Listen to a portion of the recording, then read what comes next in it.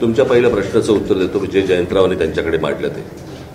पहिली गोष्ट म्हणजे ज्या वेळेला तुमच्याच चॅनलवरती, तुमच्या म्हणजे तुमच्या नाही चॅनलवरती ज्या वेळेला एक बातमी येते अशा अशा प्रकारच्या खोट्या यादीची आणि त्याच्यानंतर ती 6 वाजता गायब होते.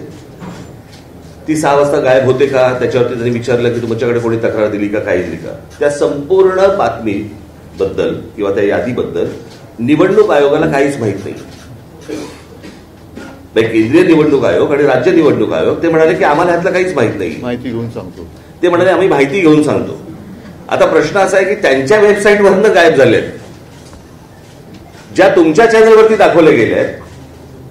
मग जर समजा त्या चॅनलवरती दाखवल्यानंतर जर त्या याद्या गायब होत असतील आणि निवडणूक आयोगाला जर समजा ती गोष्ट माहिती नसेल तर मग हे कोण करतंय, हे कोण काढतंय आणि कोण घालतंय हा तो प्रश्न आहे.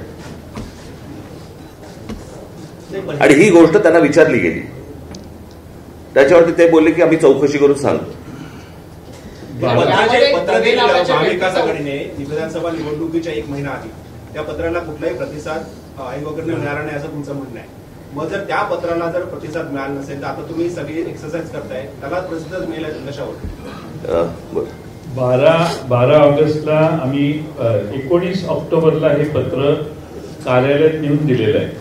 केंद्रीय आणि त्यांना भेटलोही आमचे प्रतिनिधी म्हणून जितेंद्र रावळजी स्वतः जाऊन तिथं 2-3 जण जाऊन भेटले, त्यांना हातात दिलं, पण त्याचा कोणताही कॉग्निजन्स त्यांनी घेतला नाही. आणि केंद्रीय निवडणूक आयोगालाही हे पत्र पाठवण्यात आलेलं 1 महिना आधी विधानसभेच्या. आणि त्यात कॅटेगरिकली म्हटलेलं आहे की सोयीची नावं ठेवतायत, गैरसोयीची नावं काढतायत, खाली कार्यकर्त्यांना सूचना दिल्या आहेत, हिरव्या पेनाने टिक करा, सोयीची असतील ती, गैरसोयीची असतील ती लाल पेनाने टिक करा, लाल पेनाची नावं उडवण्याचा कार्यक्रम झाला.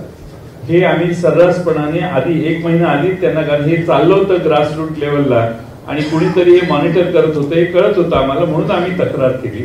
पण निवडणूक आयोगाने कोणता प्रतिसाद दिला नाही. निवडणूक आयोगाची स्टाईल अशी आहे की कोणी कुठल्याही राजकीय पक्षाने तक्रार करायची ती त्यांना बासनात गुंडाळून ठेवण्याची त्यांची प्रथा दिसते. आता हे महाराष्ट्रात चालून देणं शक्य होणार नाही, कारण प्रत्येक वेळेला या अशा कृतीने सगळ्या कृत्या अशा करायच्या आणि निवडणुका वेगळ्या दिशेने न्यायच्या असा महाराष्ट्रातल्या जनतेला वाटतंय. आणि म्हणून त्याच्यासाठी आम्ही आज एकत्रितपणानं आपल्याला निवडणूक आयोगाला सगळी माहिती दिलेली आहे. माझ्याकडे हे सगळे पुरावे आहेत. घर डॅश आहे, 0 नंबर आहे.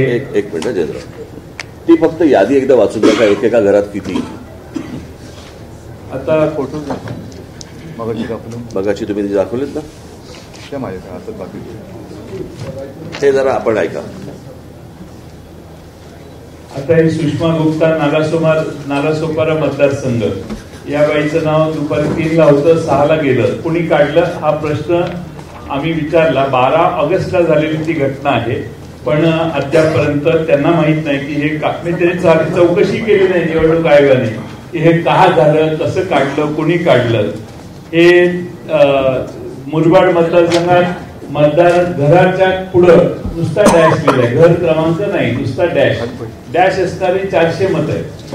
दुसरं पुढं त्यांनी त्याच पद्धतीने पुणे कॅन्टोन्मेंट मध्ये एका याच्यात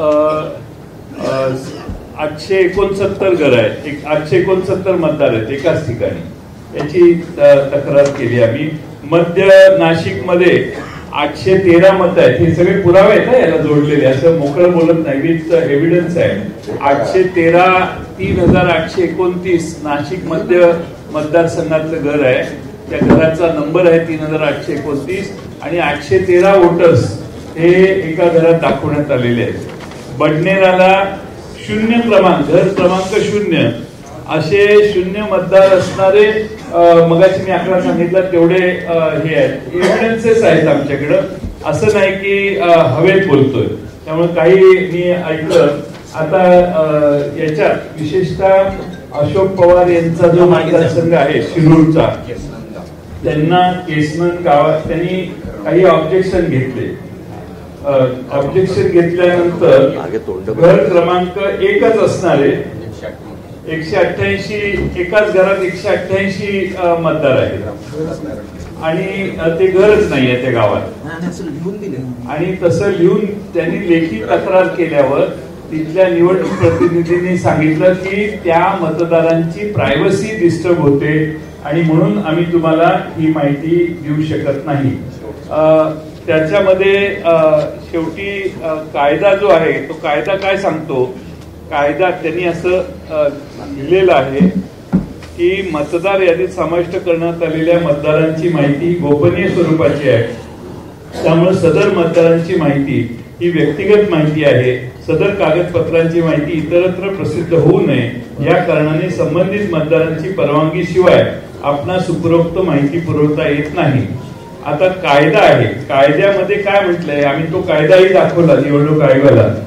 साधारणपणे 32 नंबरचा कायदा आहे की कुणी कुठलाही हे मागितला,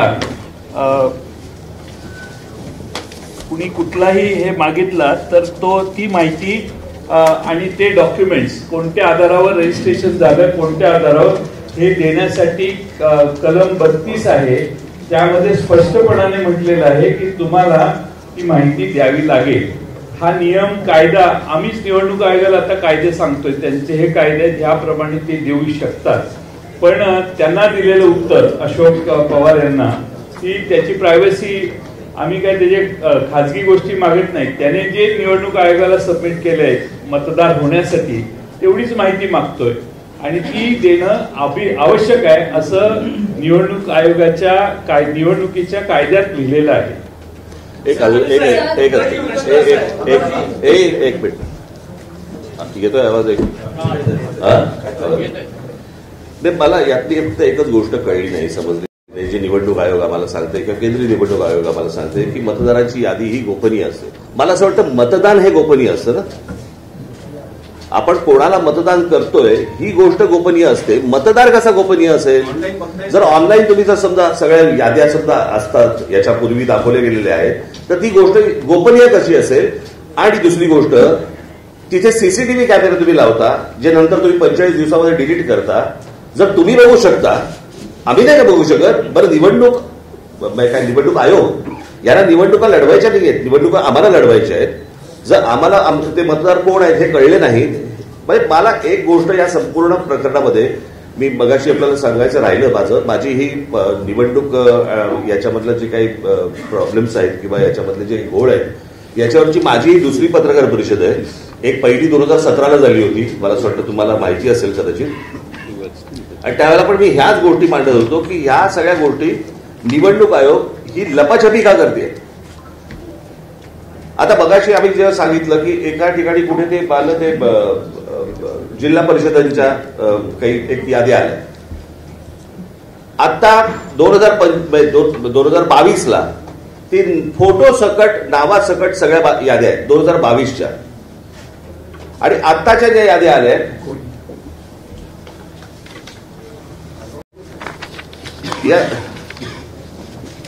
या 2022च्या याद्या आहेत, ज्याच्यामध्ये फोटो आहे, नाव आहे, सगळं आहे.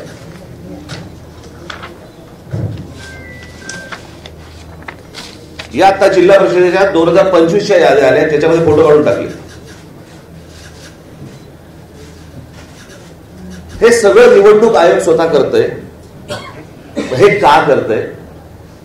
जर समजा पारदर्शकता समजा ते आणतायत असं म्हणतायत किंवा आहे असं म्हणतायत जर निवडणुकांच्या प्रोसेसमध्ये, तर मग ह्या सगळ्या गोष्टी हे का करतायत आणि कशासाठी हा घोळ घालतायत? काय बोल ना. देवांग दवे या व्यक्तीचा एक उल्लेख या वरच्या चर्चेमध्ये करण्यात आलाय. हा जो सगळा घोळ आहे याच्यावरचा जो अभ्यास आहे त्याच्या मागे या देवांग दवेचा काही हात आहे का?